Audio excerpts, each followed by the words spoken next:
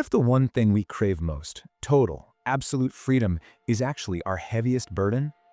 Today we're diving into a really powerful novel from 1945 that explores this exact paradox, how the agony of having too many choices can leave us completely and utterly paralyzed. I have led a toothless life. My teeth have gone. Wow. Talk about a punch to the gut, right? This line from Jean-Paul Sartre's The Age of Reason is just devastating. And that really gets to the core question we're going to tackle. How can this thing we want so badly, this idea of being completely free, actually become the very trap that stops us from living? You know, what's wild is that Sartre was writing about a problem back then that feels more relevant now than ever. We have a modern name for it, analysis paralysis. It's that feeling of being so overwhelmed with options, what career to choose, who to date, even what to watch on TV. You just freeze. You end up doing nothing because you're trying to keep all your options open. So to really understand this trap, Sartre gives us the perfect case study. Let's meet the main character of his novel, a man named Mathieu Delarue. So this is Mathieu. He's a philosophy professor living in Paris. And his entire life is built around this one single obsession: protecting his personal freedom at all costs. To him, any real commitment, joining a cause, getting married, you name it, feels like a loss. It's a door closing forever. So he lives this life of inaction, thinking he's cleverly preserving all his possibilities. But, well, reality has a funny way of interrupting our carefully laid plans. His mistress, Marcel, tells him she's pregnant. And bam, just like that, his beautiful, abstract world of infinite potential gets smashed by a very real, very concrete problem. Now he has to choose, and every single option threatens to shatter the illusion of freedom he's built his entire identity on.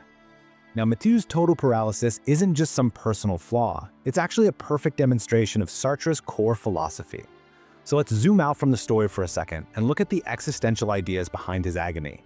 Okay, the absolute cornerstone of existentialism is this phrase: existence precedes essence. So what on earth does that mean? Well, think of a paper knife. It was designed with a purpose, an essence, which is to cut paper. It was an idea first. But humans, we're the opposite. We're just born. We exist first. And then, through all the choices and actions we take, we create our own purpose. We define our own essence. And this quote from the book really drives home just how heavy that is.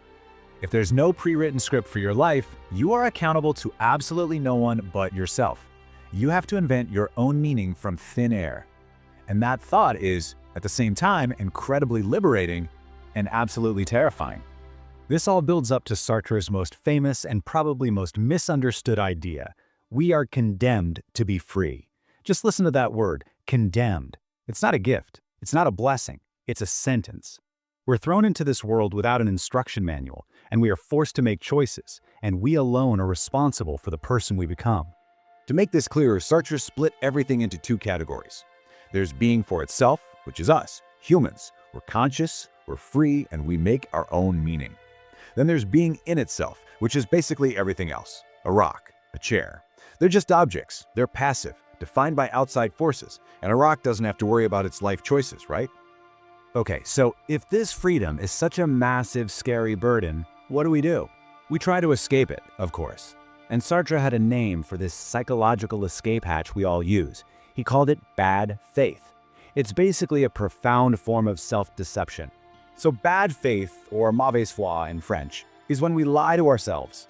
We pretend we aren't actually free. We try to turn ourselves into an object, that being in itself, by saying our choices are forced on us by our job, our background, our personality. It's a clever way to dodge that terrifying responsibility that comes with real freedom. And you see this everywhere, all the time. Anytime someone says, oh, I was just following orders, or I had to do it, I'm a parent, or even, well, that's just my personality. That's bad faith. They're pretending their choice wasn't a choice.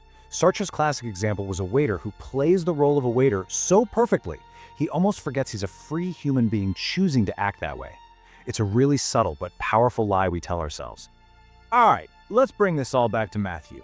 After all his philosophical gymnastics to avoid making a single, meaningful choice, what's the final verdict on his toothless life? The whole time, Mathieu's mantra is, I'm just trying to stay free. But his brother Jacques, who has a normal, settled-down life, sees right through it. He completely calls Mathieu out on his twisted logic. And Jacques just drops this truth bomb on him. He says, Real freedom isn't about avoiding life's messiness, it's about frankly confronting situations and accepting all one's responsibilities. He's saying true freedom is found inside our commitments, not by running away from them. And this is the ultimate tragedy of the story. Mathieu technically wins. He succeeds. He avoids every single commitment. He keeps his precious abstract freedom perfectly intact. But in doing so, he's done nothing. He's become nothing. In his obsessive quest to remain free, he completely and totally failed to live his life. And that's when you realize the title, The Age of Reason, is just brutal irony. As Mathieu reflects on it all, he realizes he hasn't reached an age of wisdom or maturity. He's reached an age of resignation, an age where he can now clearly see and savor the failure of a life. So what's the big takeaway here? Sartre's story is a huge warning sign. A life of doing nothing is itself a choice. We are the sum of our actions, not our potential. A meaningful life isn't found by waiting on the sidelines for the perfect opportunity. It's found by creating a life, even an imperfect one, through action. And that leaves all of us with a pretty tough question to think about. In our own lives, when we're faced with one of those big, scary choices, do we retreat into the comfortable safety of bad faith, of just going with the flow? Or do we dare to step into that terrifying, but also exhilarating space of real, authentic freedom?